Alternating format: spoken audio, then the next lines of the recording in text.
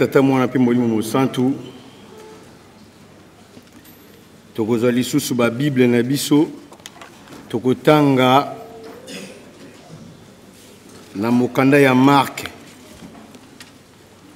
chapitre 4 verset 37 à 40. Marc chapitre 4 verset 37 à 40. Soki tozui etangelo ezali boye. Au nom du Père, du Fils et du Saint-Esprit. Il s'éleva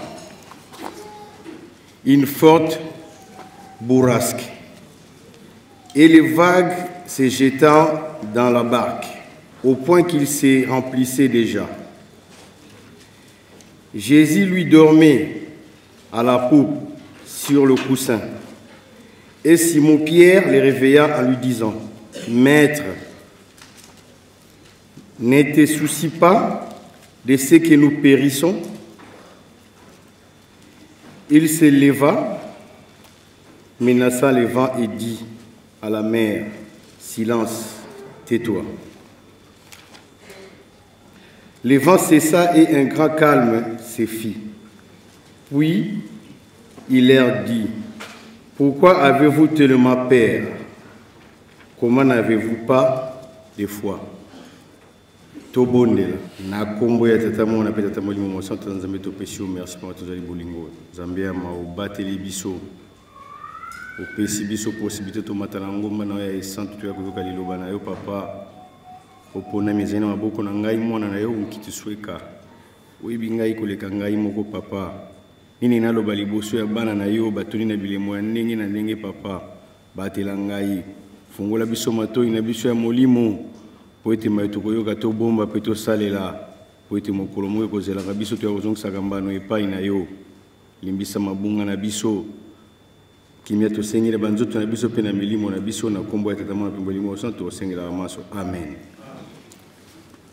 Na kombo ya tata mwana pe tata molimo santo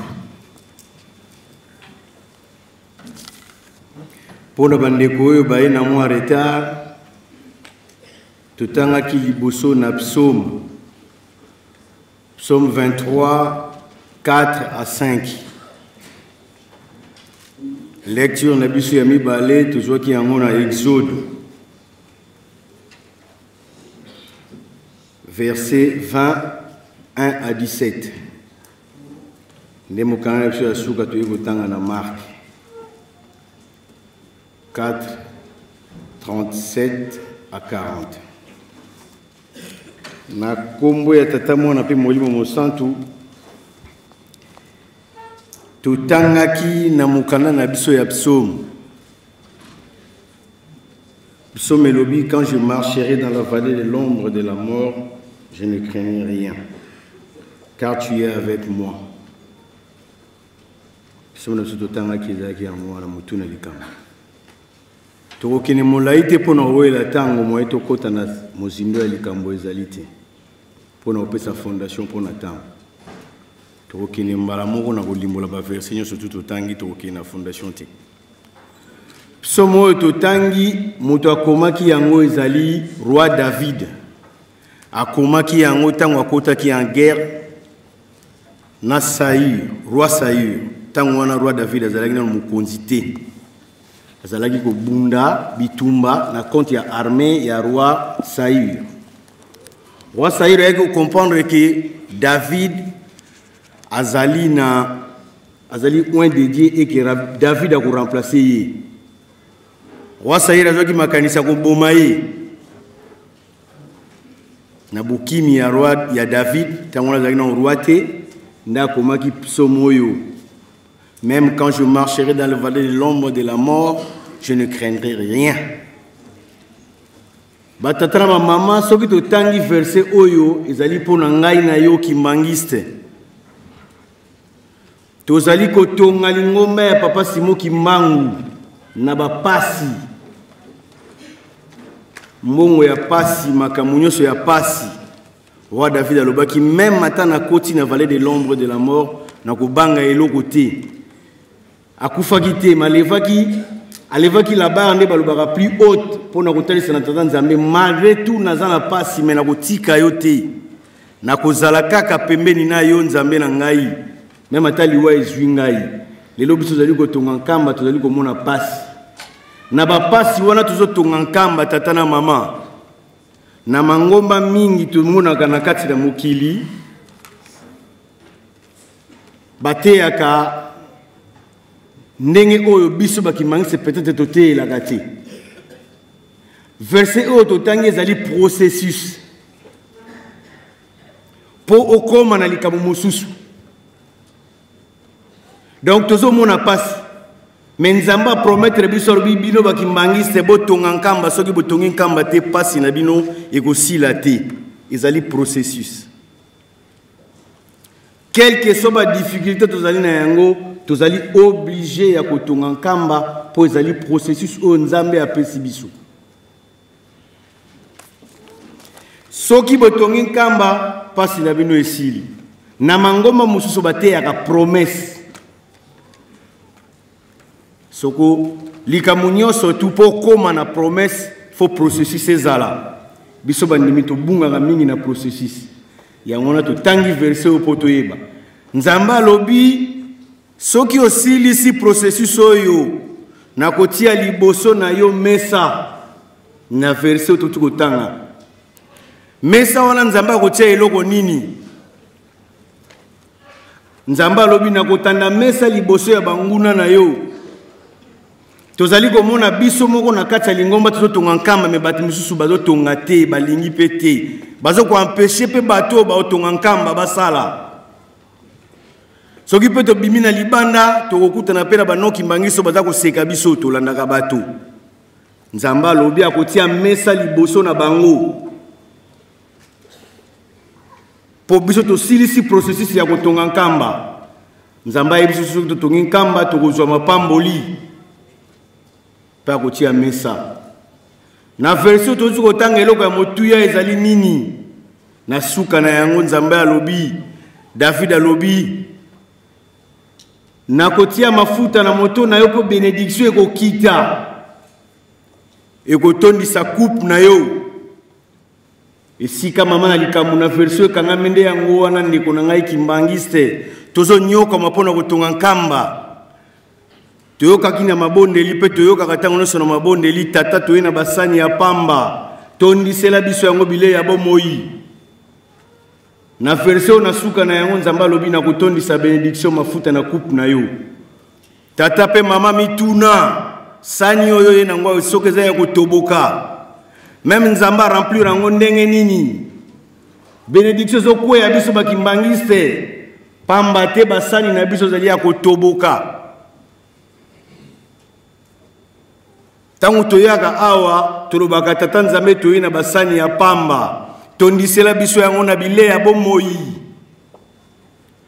ndeko na ngai mituna sani oye na ngwawa soki ezali ya kotoboka bénédiction ekosukela kaka awa ekokweya tobongisa basani po ete ntango nzambe akotiela biso babénédiction ndenge nzambe atielaka biso yango ntango nyonso toza na elikya mingi tozali kokweyisa yango pamba te basani na biso ezali deja ya kotoboka na psaume toleki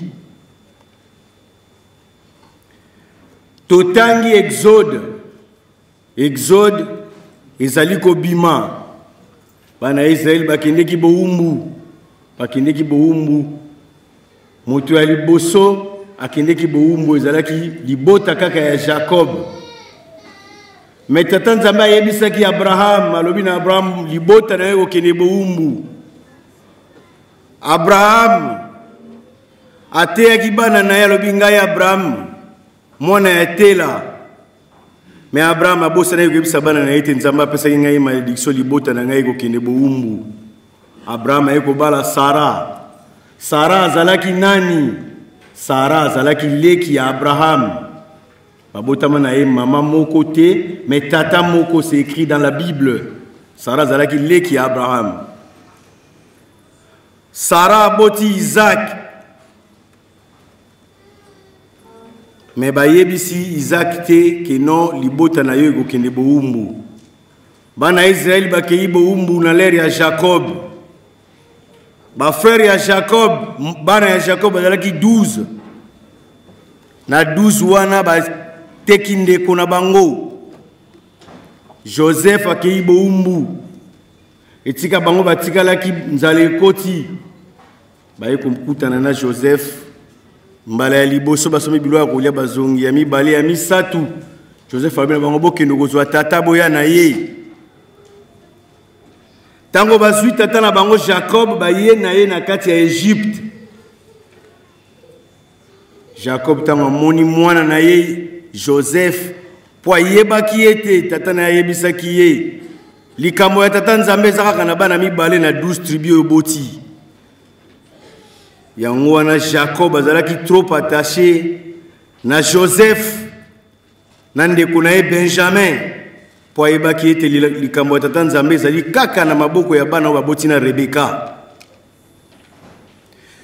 Joseph tango amoni mwana na ye na kati ya Egypte, Jacob pardon, tango amoni mwana na ye na kati ya Egypte, ayebisi ye soki na kufi zongisa nzoto na ngai na Kana.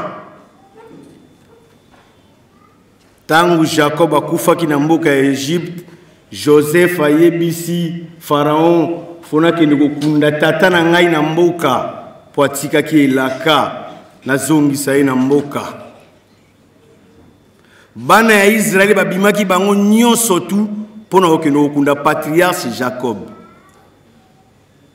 Mais batiki kokunda Jacob bazongi lisusu na Egypte nde bakoti na boumbu. Tata pe mama papa diange nazalaki koloba tozaka na boumbu mususu oyo tokozongela na 400 ans soki toyoki te. Na makambo nyonso nauti koloba pona bokoti ya bana na Israel na boumbu tata pe mama mibeko ezali lokola moto oyo azwi permis ozali kotambola na nzela. Soki ozali kotambola na nzela soko okoti na sens interdit yo moko ndenge ozali wana oyebi na koti na sens interdit. Même mbila moni yo te na conscience na yo oyebi. Tata pe mama tozali na ba permis ya milimo. Yo moko mituna na permis na yo soki point ezalaka kaka. Soki point ezalaka lisusu te luka ndenge nini okozongisela ba point ezali très important pour mokolo mbila kokanga yo ezalaka grave. Mutuka ozotambola na yango ezali lokola bato bazali pembeni na yo. Tala soki ezali na assurance. Soki ezali na assurance te komata te.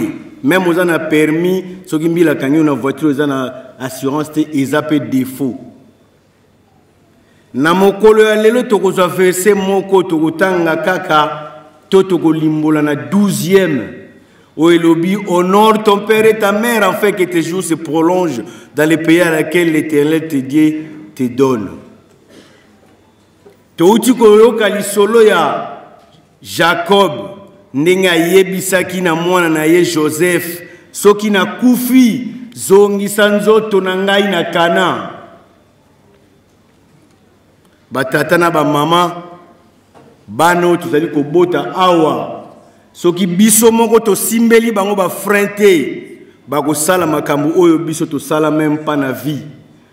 Bako komisa lingomba oyo ndenge motema na bango elingi. Bako mema yango ndenge papa dangi nazali koloba lingombe kokoma lokola ya ba mormon yango wana tote ya bana. Honore ton père et ta mère. Cela veut dire quoi? Si dans ta vie, à part Enoch dans la Bible, que l'on ne connaissait pas ses parents, tout le reste on connaît leurs parents, dans la Bible même. Il y a un adage qui dit, un vieux assis sur une chaise voit plus loin qu'un jeune adulte debout. Là où vous voulez aller, il faut savoir une chose, quand ton père ou ta mère t'empêche d'y aller, parce que peut-être ta mère elle a déjà fait une centaine de tours dans le chemin où tu vas emprunter. Il y a un phénomène ici aujourd'hui qui s'appelle le téléphone ou les réseaux sociaux. Vous êtes des kimbanguistes, le jeune. Tu vas dans des réseaux sociaux, tu te mets en mini-jupe, tu fais des photos comme tu veux, tu poses ça sur les réseaux sociaux, et les dimanches, tu viens à l'église, tu vas prier.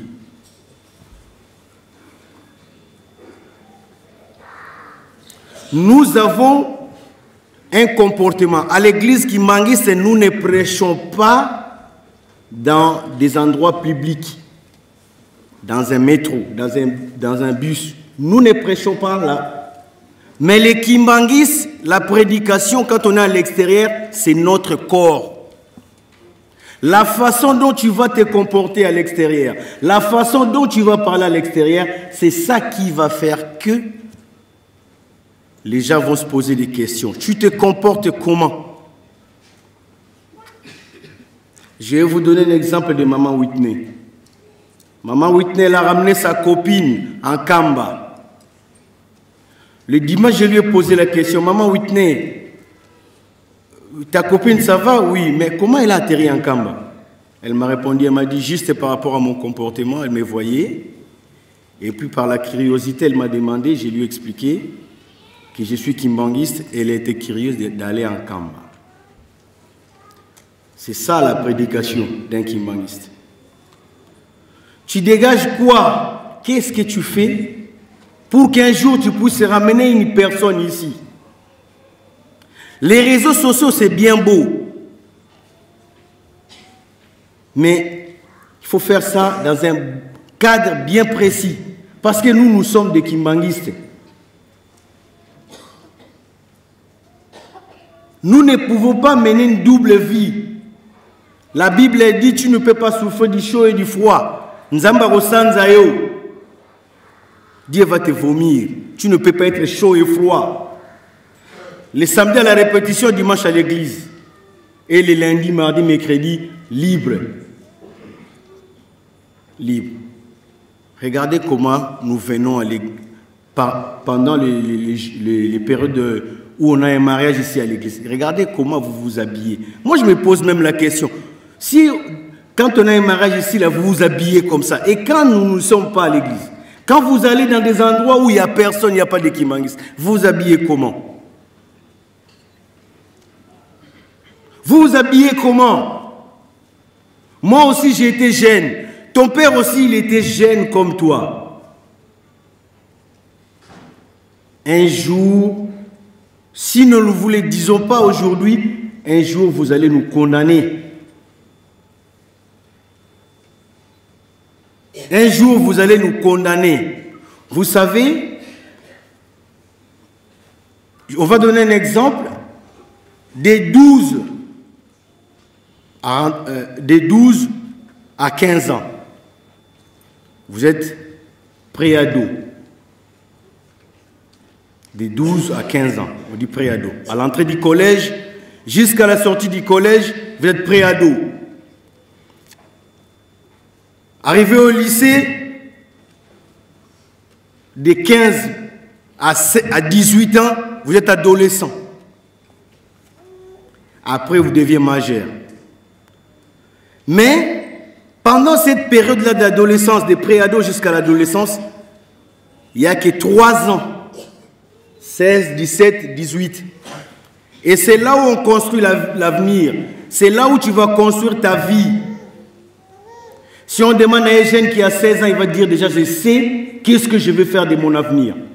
La plupart de nos enfants ici, si on leur demande, tu vas faire quoi? Il va te dire qu'est-ce qu'il va faire dans son avenir. Que je vais être maçon, je vais être plombier, je vais être médecin à 16 ans.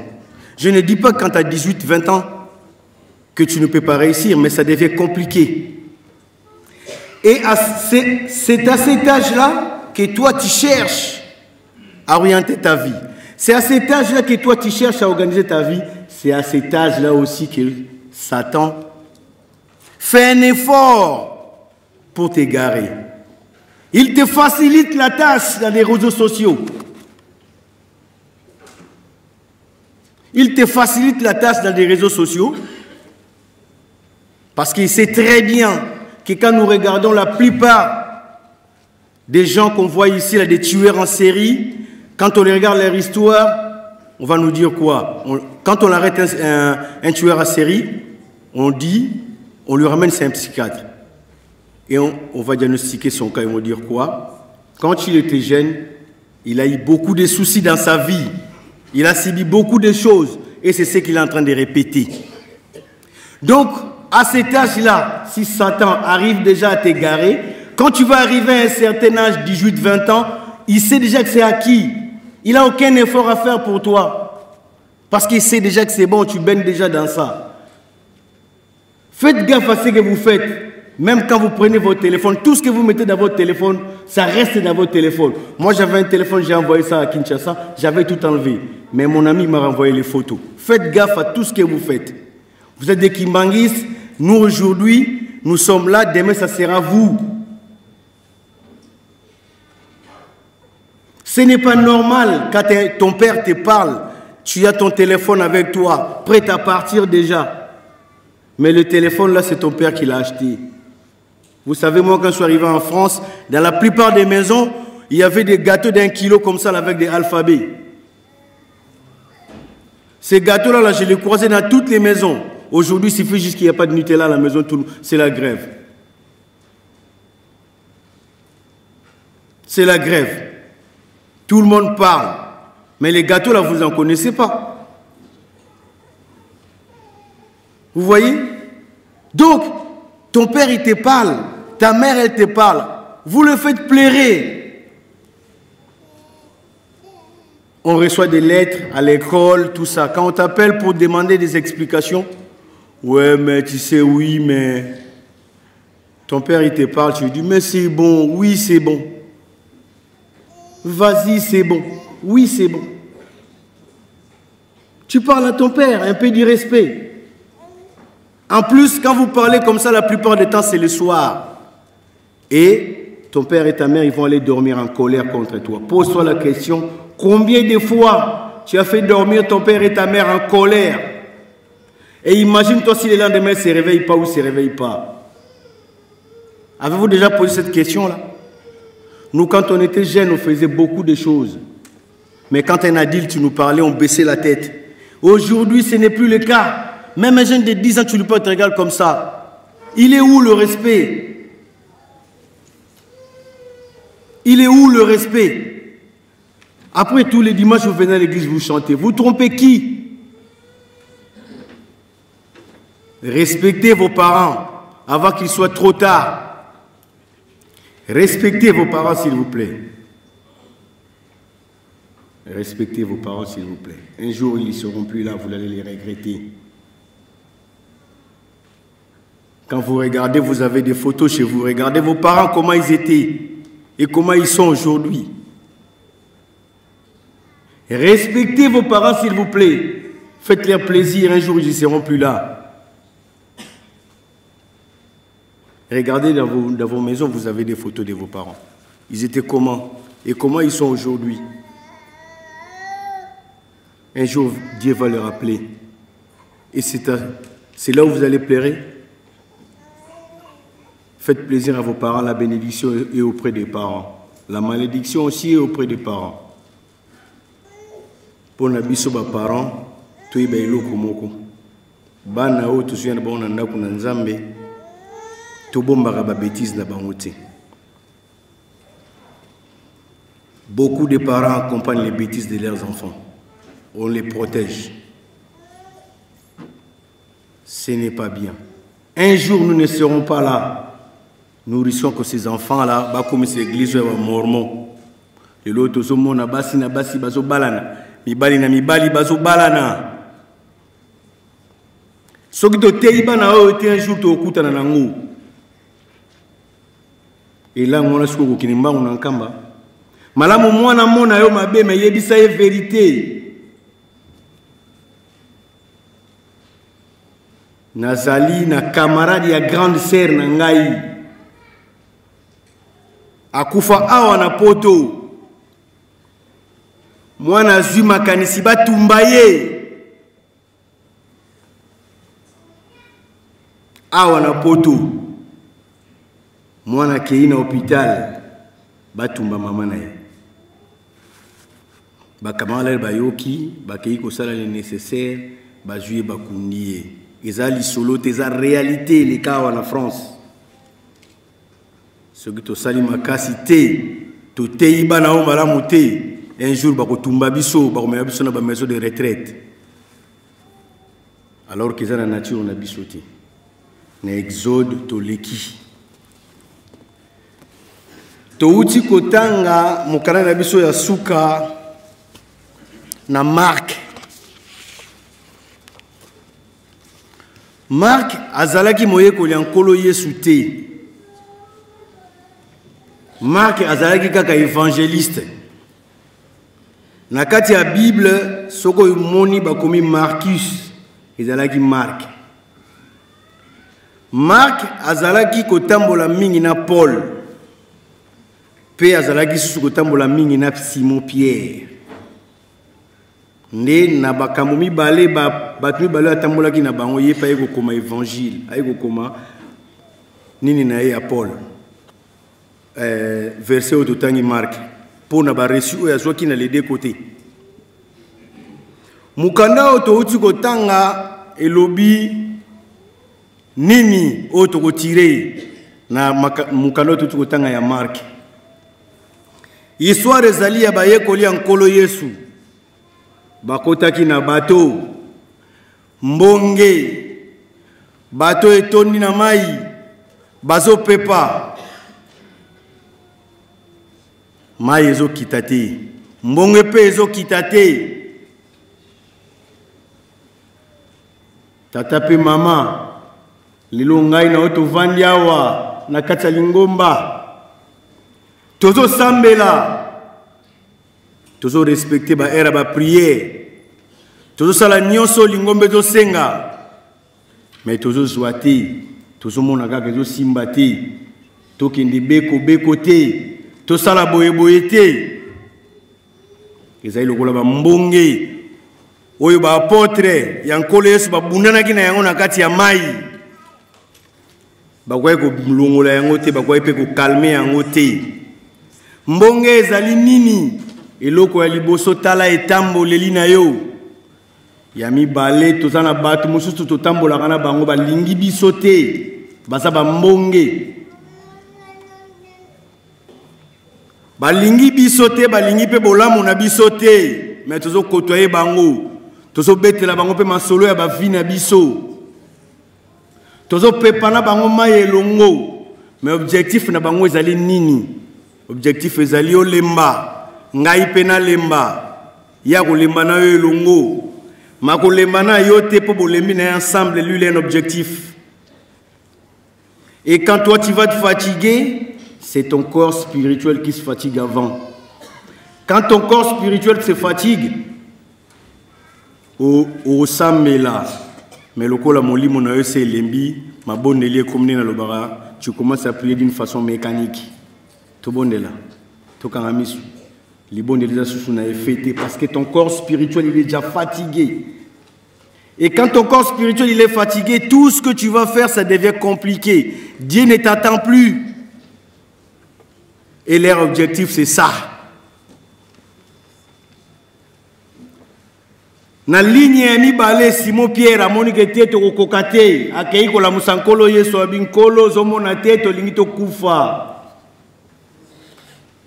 Bizale na biso ya mabe na bato bazingi biso baza ko pekisa biso to la musankolo Yesu po ya kokanga bambonge weza na kati na mai lite ya mibale zali nini nkolo Yesu alali tata pe mama na kati ya bwatu mai ezokota mbonge ezotia makelele mais nkolo Yesu alamuki te pongi wana ya ndenge nini tata pe mama mais l'air Simon Pierre ake kolamusa nkolo Yesu alamuki nkolo Yesu ayokaki Simon Pierre pona nini parce que Simon Pierre azalaki na relation étroite Simon Pierre azali parmi bayekola nkolo Yesu oyo bazalaki kopesa nkolo Yesu gloire Tango nkolo Yesu atunaki bayeko na lobi bato mokili bakolobaka nini pona ngai. Simon Pierre alobi bato nyonso tu balobi Simon Pierre alobi yo zali mwana na Nzambe. Nkolo Yesu ayebisi Simon Pierre zali yo te zali molimo ya tata na ngai. Soko tali Simon Pierre na Bible azalaki mutu azali ko glorifier tata Nzambe tango nyonso. Yango wana pe Nzambe abitaki ye. Yango wana pe azalaki na relation na nkolo Yesu. Po moto ko lala pongi te na kati ya bato ezo ningana. Mais nkolo Yesu alalaki pongi Simon Pierre akeko la musaye. Tata pe mama bolingo mibeko misala maemaso papa batikeli biso yango wana nde kozala relation na biso tango tozali na kati ya bwatu face à bato bazo pepisa biso mai poto lemana bango elongo bako empêcher okola musakolo Yesu soko za na bolingo te na mibeko te okozwa mayele ya okelokola musakolo Yesu te. Simon Pierre Pascal azalaki na bolingo, Simon Pierre azalaki na mibeko, azalaki na misala. Yo lelo ngai lelo yo soki na se retrouver na kati ya bwatu. Est-ce que kolela na ngai papa Simon Kimbangu akoyoka yango? Est-ce que kolela na ngai papa Simon Kimbangu akoyoka yango? Pamba toza na kati na bolingo te, naza na kati na bolingo te, naza na kati na mibeko te. Kola koyoka te. Ya mwana tuzali komona lokola nyoso tuzali ko sengeza ko simba te. Nzamba pesa kana tango alingi pe na tango alingi. Soki ozali ko senga eloko tata Nzamba yebi ke eloko wana kozwa yango na 2025. Yo bani ko tanga mikolo na sali déjà une année, 2 ans, 3 ans, tango komi na 4e année olembi. Nzambe apesa ki bana ya Israël elaka kutana na ye na désert. Ayebisa ki Moïse mema bana ya Israël na désert. Mon frère, ma soeur, si tu commences à compter les jours, tu vas te fatiguer. Continue de prier. Ne regardez pas le nombre de temps que tu as passé à prier. Prie, prie et prie. Bana Israël ceux qui ba koma ki na désert te, Nzambe nga ko saila bango ba saila ki bango te. Nous avons un rendez-vous, ne regardons pas le temps. Makamususu pe toko senga toko joate parce que te tozana kati ya boatu. Makamususu toko joate po Nzamba yebi ke za bolamu po na biso te. Mais za na makamususu toko joa yango po Nzamba yebi ke za bolamu po na yo. Mais tozani na patience ya kozela. Yo zotanga mikolo na yo na mikolo ya Nzambe ekokani te. Zala kaka na kondima. Job alobi na kati na Bible alobi Nzambe na ngai na koti na difficulté. Mais na tango nyonso o na koleka na difficulté oyo eloko ya monene na sengi batela kondima na ngai. Simba kondima na ngai. Même okoti na kati ya difficulté ya ndenge nini. Rappelez tata Nzambe ke non na passion nazali na yango. Nzambe ya mawa simba nde kondima. Po yebi tango oyo kosila te. Soko zozela tango papa, mama na ngai tozozela ndenge toti kotanga na psaume. Roi David alobaki même na ko traverser vallée de l'ombre de la mort nazana ko banga te. Même ozana difficulté biso to yaki awa pona ko bikisa milimo.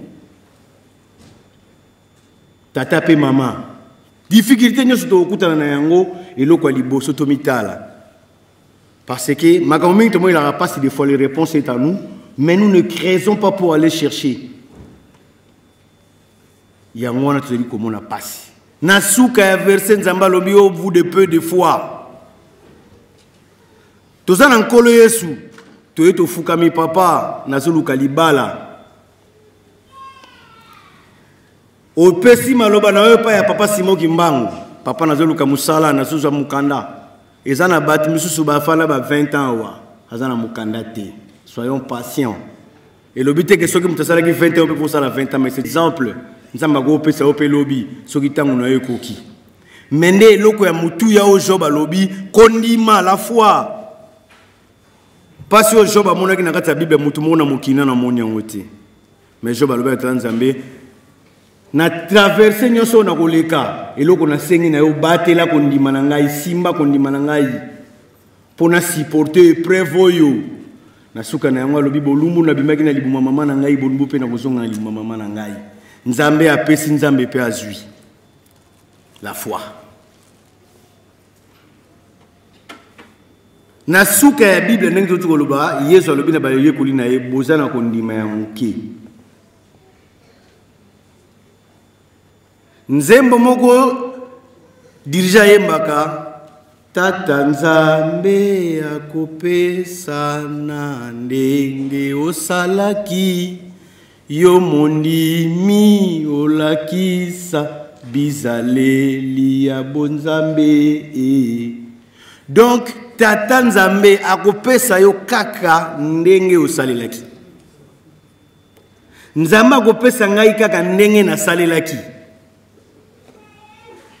Mende loko nzembo ya dirigé bina biso yo mondimi lakisa bizaleli ya bonzambe soki ozali ko refléter image ya kimbangisme te ezali na yo pasi tozali ko senga biloko mususu oyo nzamba kopesa te po ezali bolamu po na yo te tata moko tako kamate loko ezali ya mabe apesa na mwana na ye nzamba yebi biso koleka biso moko eza na biloko mususu nzamba kopesa biso yango ezali normal mwasi aza koluka libala mwana mwasi aza koluka kobota nzambe akopesa ye yango mais eza na biloko mususu ndeto tomona ya kobonga ozo senga mbongo po bonga pata pesa ngai mbongo na bonga po na tonga nkamba c'est une bonne chose ezali normal na biso banimi to senga tata na biso mbongo po apesa ki biso processus to tongela nkamba mais soki osengi mbongo epa ya tata Nzambe ko sengi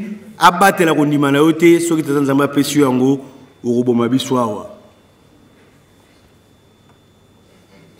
okoyela biso pena ke okilte sila à 18h mais yo yelelo aussi la 16h okokoma kosala makambo oyo elongo bani te pourtant osengaki tata Nzambe mbongo osengaki kondima na abatela yango te la première des choses à tout ce que nous allons demander il faut que nous puissions aussi demander la protection de notre foi. Ce qui te senga eloko to senga protection ya kondima na yote ubani ko beti sabatu mabaku ko yemba kitoko ko zala mayele olata ka bien eza bien pona yo osengi na nzamba pesa yo ko beta muziki oyembaka malamu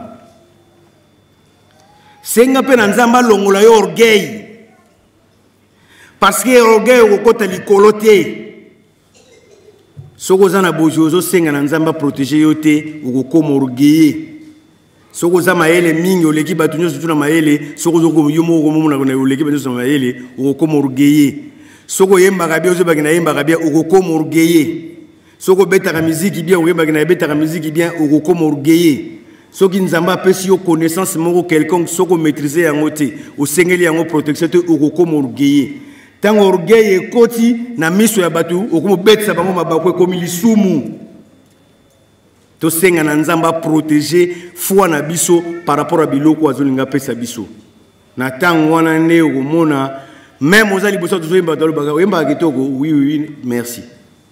Mais soki te okokota na lisumu sans se rendre compte que okomi ko betisa batu mabaku liwa tokokufa kaka ce n'est pas parce que tozana kati ya bateau que tozana nkolo Yesu ke no mabe ko zwa biso te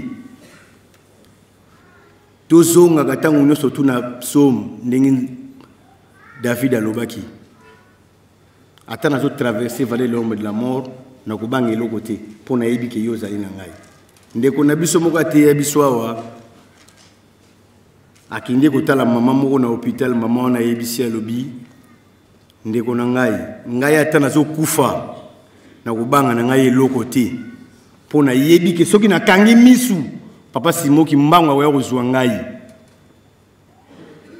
lelo soki likambo ezwiyo toza bandimi eloko ya liboso talana nukundima tozo yawa poto hériter royaume des cieux tozo yawa pona kolakisana te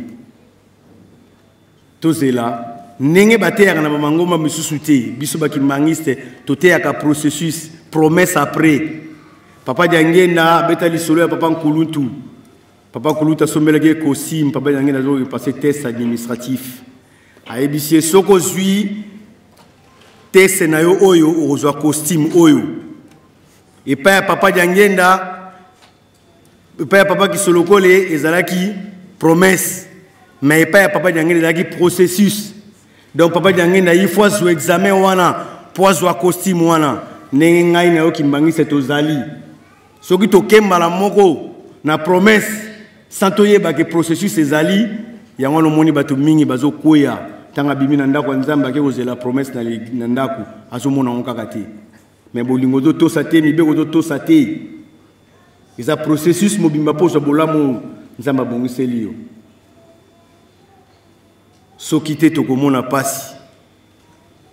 To zala mayele to moni ndenge eleki awa mabondeli ba prière makambo ndenge na ndenge tata nzamba kopesa kaka na ndenge osalelaki yo mondimilaki sa bizaleli na yo ya bonzambe ndenge toti koloba maemasa toyoki awa tobomba tosalela po ete na mokolo moyo kozelaka biso ya suka oyo toya kozelaka mbano epai ya tata nzambe soki nzambe apesi biso possibilité tolamuka lelo eza hasard te toluka tosalaka bolamu po ete mokolo ya suka mokolo to telemi lelo awa nzamba kotangela biso yango to silisi na kombo tata mwa pe molimo santo amen. Prions au nom du Père, du Fils et du Saint-Esprit. Notre Père qui est au ciel, que ton nom soit sanctifié, que ton règne vienne, que ta volonté soit faite sur la terre comme au ciel. Donne-nous aujourd'hui notre pain quotidien, pardonne-nous nos offenses comme nous pardonnons aussi à ceux qui nous ont offensés. Ne nous soumets pas à la tentation, mais délivre-nous du malin. Car c'est à toi qu'appartient à tous les siècles, les règnes, la puissance et la gloire au nom du Père, du Fils et du Saint-Esprit. Amen.